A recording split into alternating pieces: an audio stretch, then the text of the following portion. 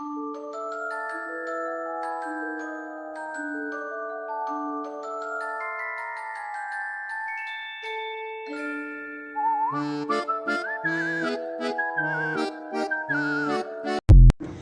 everyone, so this is the Top 5 Wednesday, and this is the 5 YA books I think everyone should read. So here is Looking for Alaska. At first, this was my least favorite John Green book, but upon reread, I seen what he was trying to say. He was trying to dismantle the idea of the manic pixie dream girl. So this is about a guy named Miles. He goes to a boarding school to seek the great perhaps. There he meets a group of friends, and one of them is Alaska. Alaska is basically a feminist. She's very opinionated, just really independent. And he kind of puts her up on this pedestal and completely ignores her flaws. And the book is just really a good example of treating people as human beings, you know, even when we're praising them. It's a book about regret and forgiveness and grief, and it's just a really good read. Next is The Perks of Being a Wallflower, and this one is about a boy named Charlie. He's, I think, maybe in the 9th grade or something. And he's writing to this person that we don't really know, but he is talking about life in general, right? About mature things, about discovering things. He makes some friends, a couple of older kids who kind of show him the ways of life in a certain way, not like in a bad influence way, but kind of like an older sibling guiding kind of thing. And, you know, he makes mistakes, and there's a very sad reveal. You know, it just talks about, discovering things as a teenager, kind of making a fool of yourself. It kind of slightly goes into things of like domestic violence and just other things that we experience in life, both bad and good, whether it's through experience ourselves or watching other people experience it. It's just a well done book.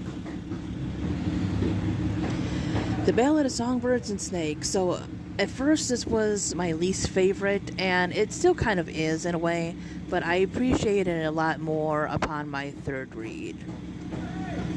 So this one is a prequel, and in this one we are at the 10th Hunger Games.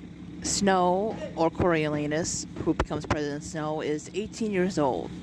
He has lost both his parents in the war, and the Capital Academy is pairing the Capital children from the academy with the district children, you know, to be their mentors, because there's no mentors at this point. So mentors are a new thing, and he is assigned the District 12 girl. They don't get 2 kids like the other ones do. They each get 1 kid. And he gets Lucy Gray, and at first she seems a little crazy, but then she kind of wins over the crowd. And there's a lot of allegories and symbolism in the Hunger Games about colorism and racism and prejudice, and that's very evident here as well.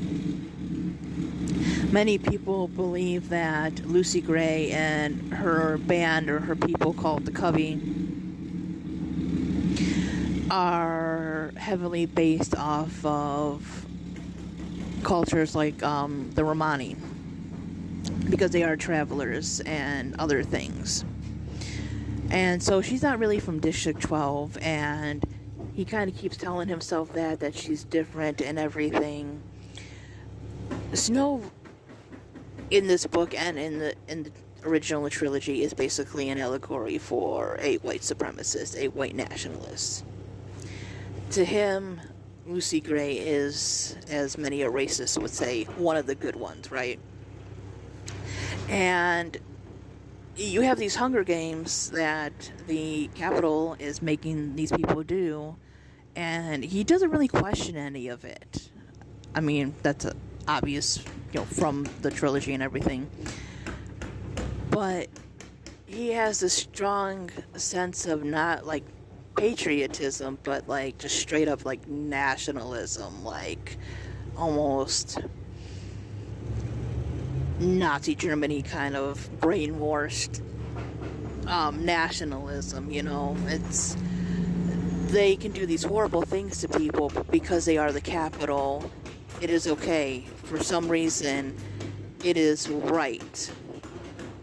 And much like the original books, there's just so much to take from this, but it definitely is about just blind patriotism, or again, nationalism, extreme prejudice, and what it does and what it leads to, because we know what he becomes in, the original books and everything, and what happens to him.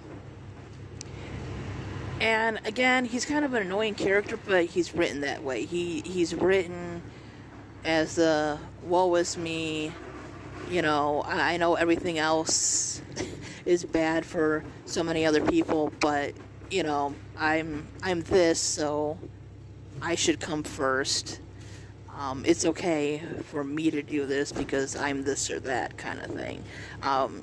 It's basically about a racist, really. It is. And again, while I have problems for it, I think it is an important read.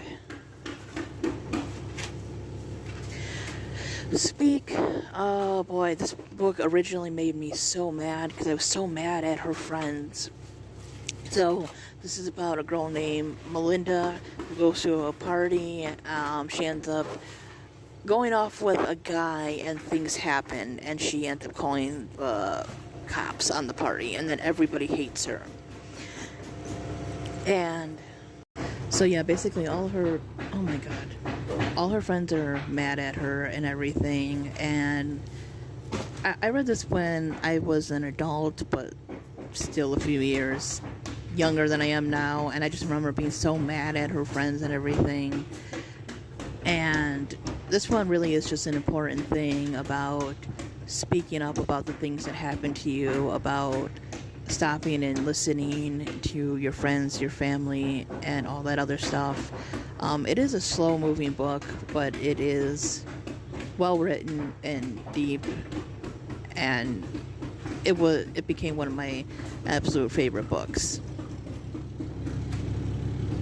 And then finally, I have to put Zombies versus Unicorns, just because this book has so many unique stories. Even the ones I didn't like all that much were just really well done. I just love the concept of this one. So these two authors, they don't have any stories in the books, but they just edited.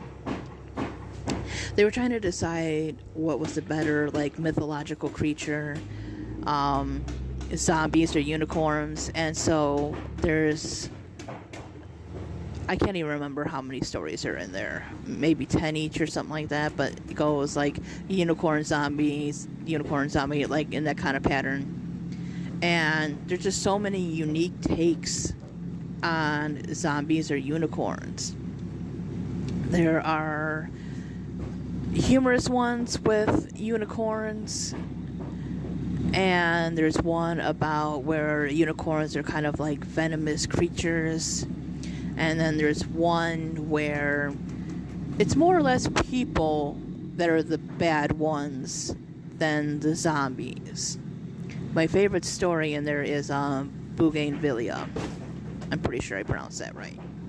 I also love Purity Test. So yeah, that is my Top 5 Wednesday. Let me know if you've read any of these books and what you thought. Alright, thanks for watching, guys. Bye.